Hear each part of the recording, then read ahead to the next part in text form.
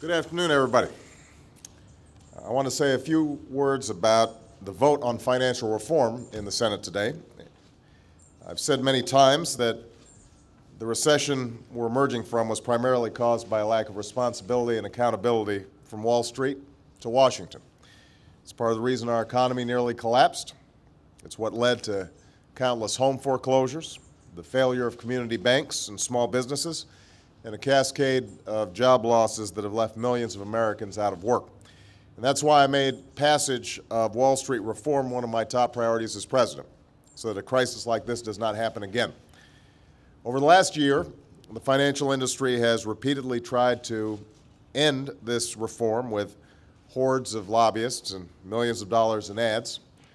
And when they couldn't kill it, they tried to water it down with special interest loopholes and carve-outs aimed at undermining real change. Today, I think it's fair to say that these efforts have failed. Today, Democrats and a handful of Republicans in the Senate have voted to break the filibuster and allow a final debate and vote on financial reform. Reform that will protect consumers, protect our economy, and hold Wall Street accountable. I want to thank Senator Chris Dodd and Majority Leader Reid for their leadership on this legislation, as well as all the senators who put partisan posturing aside in allowing a vote on this important reform. And I want to thank every American who kept the pressure on Washington to change a system that worked better for banks on Wall Street than it did for families on Main Street. Now, we've still got some work to do. Soon we're going to have a final vote in the Senate, and then the House and the Senate will have to iron out the differences between the two bills. And there's no doubt that during that time, the financial industry and their lobbyists will keep on fighting. But I will ensure that we arrive at a final product that is both effective and responsible, one that holds Wall Street to high standards of accountability and secures financial stability, while preserving the strength and crucial functions of a financial industry that is central to our prosperity and our ability to innovate and compete in a global economy. Our goal is not to punish the banks, but to protect the larger economy and the American people from the kind of upheavals that we've seen in the past few years. And today's action was a major step forward in achieving that goal. Because of Wall Street reform, we'll soon have in place the strongest consumer protections in history. If you've ever applied for a credit card, a student loan, or a mortgage, you know the feeling of signing your name to pages of barely understandable fine print. It's a big step for most families, but one that's often filled with unnecessary confusion and apprehension. As a result, many Americans are simply duped into hidden fees and loans that they can't afford by companies that know exactly what they're doing. Those days will soon end.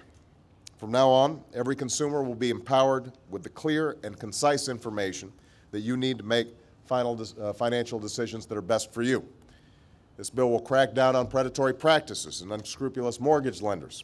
It will enforce the new credit card law we passed, banning unfair rate hikes, and ensure that folks aren't unwittingly caught by overdraft fees when they sign up for a checking account. It'll give students who take out college loans information and make sure lenders don't cheat the system. And it will ensure that every American receives a free credit score if they are denied a loan or insurance because of that score.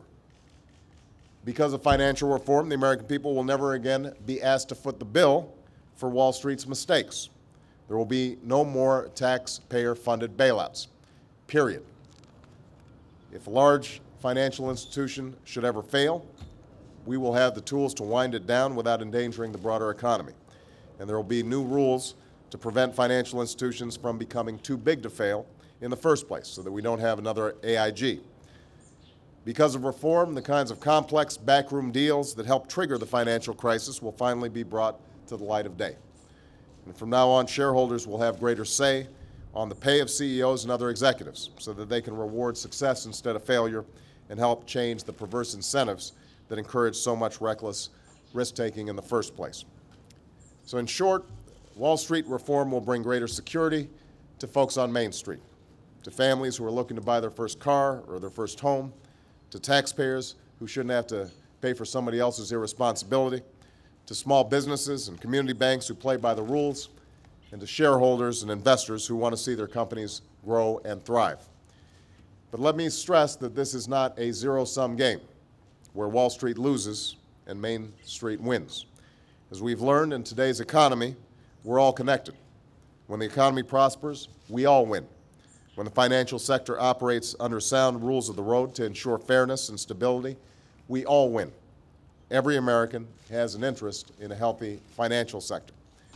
But for that reason, it's also imperative that those in Wall Street boardrooms and on trading floors be held accountable for the decisions that they make.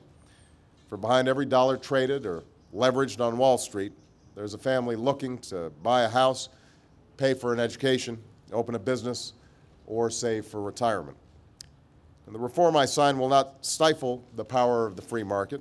It will simply bring predictable, responsible, sensible rules into the marketplace. Unless your business model is based on bilking your customers and skirting the law, you should have nothing to fear from this legislation. As we continue to emerge from this recession, this reform is one important step that will strengthen our economy. And despite the ups and downs associated with a recovery, that economy is getting stronger by the day. It's an economy that's growing again. Last month, we added jobs, the fourth straight month of job growth and the largest increase in 4 years. And we're working closely with our G20 partners around the world to ensure that growth is balanced and sustained. I also said when I took office that we can't simply rebuild this economy on the same pile of sand, on maxed out credit cards or housing bubbles or reckless risk-taking on Wall Street. We're going to have to build it on a firmer, stronger foundation for economic growth. That's why we invested in renewable energies that currently have the potential of creating new jobs all across America. That's why we're reforming our education system so that our workers can compete on the global stage. That's why we passed health care reform that will lower costs for families and businesses. And that's why we're about to pass financial regulatory reform to protect consumers and ensure that we don't have another crisis caused by the irresponsibility of a few. Along with the steps we're taking to spur innovation and encourage hiring and rein in our deficits, that is how we will ultimately build an economy that is stronger and more prosperous than it was before. Thanks very much, everybody.